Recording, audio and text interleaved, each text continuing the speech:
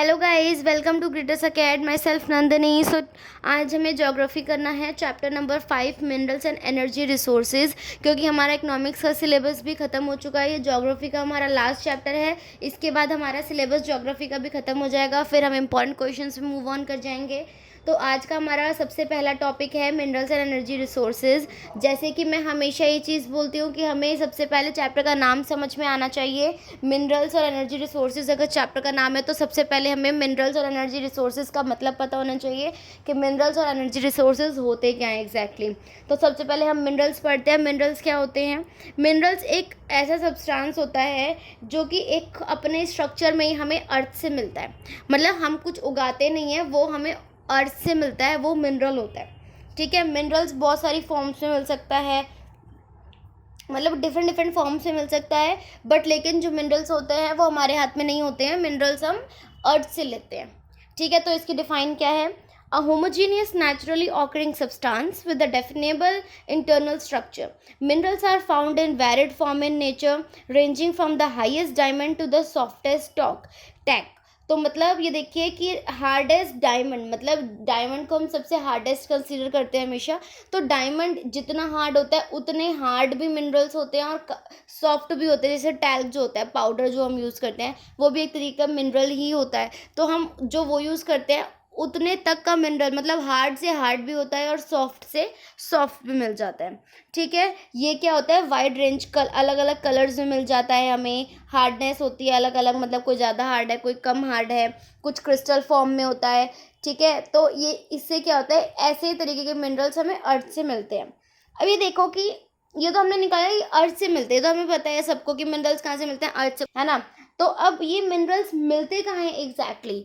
हम ये सोचते हैं कि हमें अर्थ से या नेचर से मिलते हैं, बट कैसे? मिनरल्स हमें ओर्स में से मिलते हैं। ओर्स क्या होता है कि किसी भी मिनरल्स का, मतलब जब हम दूसरे एलिमेंट्स के साथ किसी भी मिनरल्स को मिक्स कर देते हैं। The term ore is use to describe an accumulation of any mineral mix with other elements. दूसरे एलिमेंट्स के साथ जब मिनरल मिक्स हो जाता है तो उसको हम बोलते हैं ओर। ठीक है। अब देखो ऑकरेंस, वैसे तो ओर्स का मतलब यही होता है कि जहाँ से हमें मिनरल्स मिलते हैं। जब भी हम ओर्स की बात करते हैं ना तो हमें दिमाग में क्लिक होता है कि हाँ, हम उसकी बात कर रहे हैं कि हमें मिनरल्स कहाँ से मिलते हैं। ठीक है। अब ऑकरेंस ऑफ मिनरल्स, मैंने बताया है मिनरल्स जो होते हैं डिफरेंट फॉर्म्स में हमें मिलते हैं। मिनरल्स कभी कभी डिफरेंट कलर्स में मिलते हैं और हार्डनेस भी अलग अलग होती है, कभी कभी डेंसिटी उनकी अलग होती है। तो अब वो कहाँ कहाँ ऐसा होता है कि मतलब कहाँ कहाँ पे वो किस किस फॉर्म में मिलते हैं। तो पहला आप देखेंगे इग्नियस और मेटामॉर्फिक रॉक्स होते हैं। उसमें जो मिनरल्स होते हैं वो किसकी फॉर्म में मिलते हैं? क्रैक्स, क्रिवाइसेस, फॉल्ट्स और जॉइंट्स। उसमें जो क्रैक्स वगैरह होते हैं ना मिनरल्स, उसमें मिलते हैं। हम ये देख रहे हैं कि मिनरल अब किस फॉर्म में मिलते हैं। तो इग्नियस और मेटामॉर्फिक रॉक में हमें क्रैक्स, क्रिवाइसेस, फॉल्ट्स और जॉइंट्स के उस पे मिलते हैं, उसकी फॉर्म में मिलते हैं। ठीक है। तो पहला पॉइंट ये था। सेकंड है हमारा सेडिमेंट्री रॉक्स। अगर सेडिमेंट्री रॉक्स की बात करी जाए तो मिनरल्स हमें कैसे मिलते हैं? एज अ बेड और लेयर्स। हमने बेड और लेयर्स के बारे में पढ़ा हुआ है पहले भी, तो मैं इसको ज़्यादा एक्सप्लेन नहीं करूँगी। बस हमें ये समझना है कि सेडिमेंट्री रॉक्स हमें कहाँ पे सेडिमेंट्री रॉक्स के अंदर मिनरल्स कहाँ पे मिलते हैं? बेड्स और लेयर्स के अंदर। ठीक है।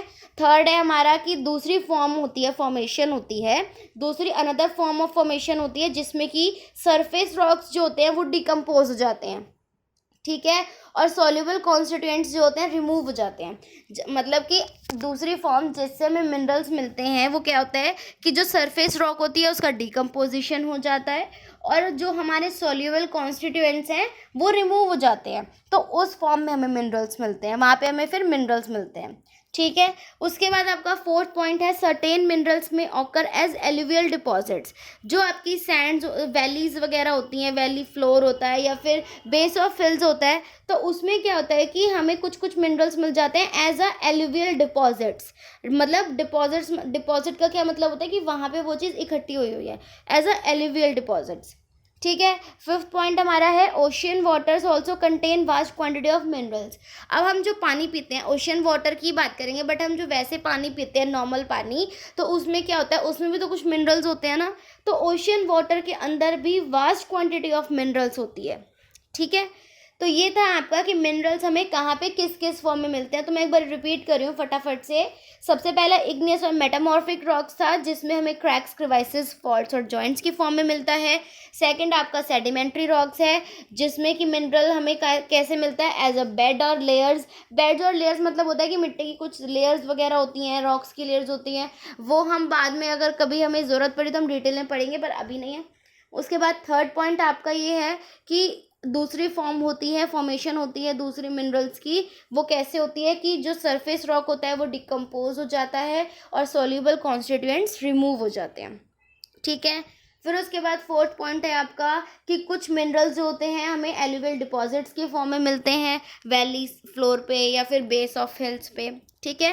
फिफ्थ है हमारा कि जो ओशियन वाटर होता है उसके अंदर भी काफ़ी क्वांटिटी ऑफ मिनरल्स होती हैं, तो हम वहाँ से भी मिनरल्स को ले सकते हैं, ठीक है। तो अभी हमने पढ़ा मिनरल्स क्या होते हैं, कहाँ पे मिलते हैं, कैसे मिलते हैं, किस किस फॉर्म में मिल सकते हैं, ये हमने पढ़ा। अब हम नेक्स्ट पढ़ेंगे क्लासिफिकेशन ऑफ मिनरल्स।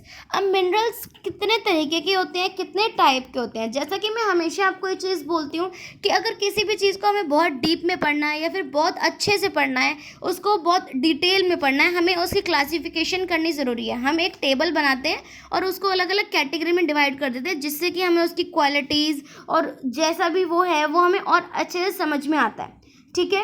तो जो हमारे मिनरल्स होते हैं हमने उसको भी क्लासीफाई करा है ताकि हम उसको और अच्छे से समझ सकें। तो देखो मिनरल्स जो हैं हमारे 3 टाइप्स के होते हैं। एक होते हैं मेटलिक मिनरल, दूसरा होता है नॉन मेटेलिक मिनरल और तीसरा होता है हमारा एनर्जी रिसोर्सेज, ठीक है। पहला होता है मेटेलिक, दूसरा नॉन मेटेलिक एंड तीसरा हमारा होता है एनर्जी रिसोर्सेज, ठीक है। मेटेलिक मिनरल्स में कौन से आते हैं, ferrous, non ferrous, precious metals. Ferrous metals या नॉन फेरस या प्रीशियस मेटल्स, ये 3 टाइप्स के आते हैं। नॉन मेटलिक में कौन से आते हैं, मैं एग्जांपल दे रही हूँ आपको। नॉन मेटलिक में कौन से आते हैं, माइका या सॉल्ट, पोटैश, मार्बल, सल्फर, ये आते हैं।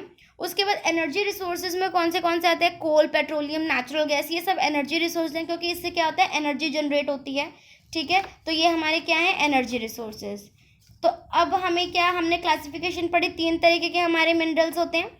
अब हमें पढ़ना है कि ये इन मिनरल्स में क्या क्या होता है, कैसे कैसे होते हैं मिनरल्स, इन मिनरल्स के बारे में पढ़ना है हमें, ठीक है। तो सबसे पहले हम पढ़ेंगे फेरस मिनरल्स। फेरस मिनरल्स क्या होते हैं, फेरस मिनरल्स सबसे पहले तो मेटलिक मिनरल्स के अंदर आते हैं। तो मेटलिक मिनरल्स के सबसे पहला पॉइंट है हमारा फेरस मिनरल्स। फेरस मिनरल्स क्या होते हैं, तो फेरस का मतलब या फेरस मिनरल्स का मतलब कि हम किसी भी, अगर हम कह रहे हैं कि ये मिनरल हमारा फेरस मिनरल है, मतलब इसके अंदर significant amount of iron present है, ठीक है। और अगर हम कह रहे हैं कि ये नॉन फेरस मिनरल है, इसके अंदर जो है सिग्निफिकेंट अमाउंट का आयरन प्रेजेंट नहीं है। आप उसको देखिए, मतलब जोर डालिए, मैं सिग्निफिकेंट बोल रही हूँ। छोटा मोटा अमाउंट तो हर एक मिनरल के अंदर प्रेजेंट होता है, बट सिग्निफिकेंट की बात हो रही है यहाँ पे, राइट। तो सबसे पहले हम देखते हैं कि फेरस मिनरल्स में और क्या क्या होता है। पहले तो हमने पढ़ लिया फेरस मिनरल होता क्या है। दूसरा मतलब कि फेरस मिनरल्स में और क्या क्या होता है। फेरस मिनरल्स हमारा 3/4 of the total value of production, metallic mineral का ये 3/4 होता है कि these accounts for about 3/4 of the total value of the production of metallic minerals. मतलब मेटलिक मिनरल्स में जितने भी हमारे, मतलब मेटलिक मिनरल्स के अंदर जितने भी हमारे मिनरल्स बनते हैं, प्रोड्यूस होते हैं, ये 3/4 of the total value of production acquire करता है। मतलब 3/4 हिस्सा फेरस मिनरल्स का होता है, ठीक है। अब फेरस मिनरल्स क्या होता है, ये एक स्ट्रॉन्ग बेस प्रोवाइड करती हैं, इंडस्ट्रीज़ वगैरह में बहुत काम आते हैं। जो मेटलर्जिकल इंडस्ट्रीज़ होती हैं, आपको पता ही होगा, मेटलर्जिकल इंडस्ट्रीज़, उनमें ये डेवलपमेंट का काम करते हैं, उनको बहुत स्ट्रॉन्ग बेस प्रोवाइड करते हैं, ठीक है। तो ये था हमारा फेरस मिनरल्स। उसके बाद हम आएंगे आयरन ओर। आयरन ओर क्या होता है, ठीक है।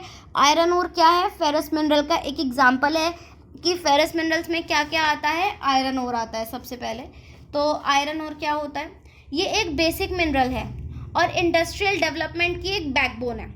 मतलब आयरन, जैसे मैंने आपको बताया, फेरस मिनरल्स वो होते हैं जिनके अंदर significant amount of iron present होता है। तो वैसे ही आयरन ओर क्या होता है, ये एक बेसिक मिनरल है और ये इंडस्ट्रियल डेवलपमेंट की बैकबोन होता है। मतलब कि ये इंडस्ट्रियल डेवलपमेंट के लिए बहुत ज़रूरी होता है और बैकबोन होता है, मतलब इसके बिना काम नहीं हो सकता। बहुत इंपॉर्टेंट मिनरल है ये, ठीक है, और बेसिक भी है। उसके बाद सेकंड है India is rich in good quality of iron ore. India जो है, इंडिया क्या है, इंडिया के पास बहुत अच्छी क्वालिटी या क्वांटिटी है आयरन ओर की, ठीक है।